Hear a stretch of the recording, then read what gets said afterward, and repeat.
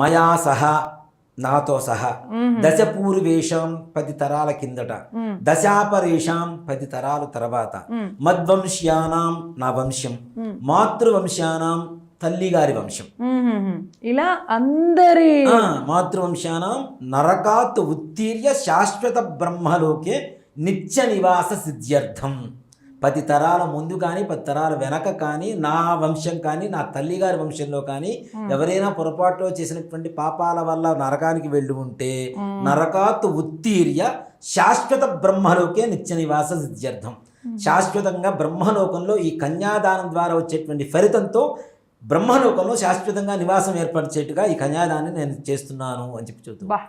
ఇంత గొప్ప మంత్రాలు నిజంగా. దాంట్లో నాన్న కన్యాదానం అనేది చాలా విశేషమైనటువంటిది నాన్న. దాంట్లో త్రిగుణీకృత ఇవన్నీ యాగాల పేర్లు. అగ్నిష్టోమ, అతిరాత్ర, ఆప్తోర్యామ, శాంతపన, వాజపేయ, పౌండరీక, అశ్వమేధాది శతక్రతు సంపూర్ణ సకల ఫలావాప్త్యర్థం. ఇలాంటివి 100 యాగాలు చేస్తే ఎంత పుణ్యం వస్తుందో ఒక కన్యాదానం చేస్తే వస్తుందని చెప్తాడు. బా నిజం. ఎంత అదృష్టం ఆడపిల్లలకి పెళ్లి చేసిన వాళ్ళు, ఆడపిల్లలు కలిగిన వాళ్ళు. ఆడపిల్లలు కావాలి చాలా మంది చెబుతుంటారు, అబద్ధాలు చెబుతా ఆడపిల్లలు చెబుతా ఆడపిల్లలు పుడతారని. అవును. పూర్వ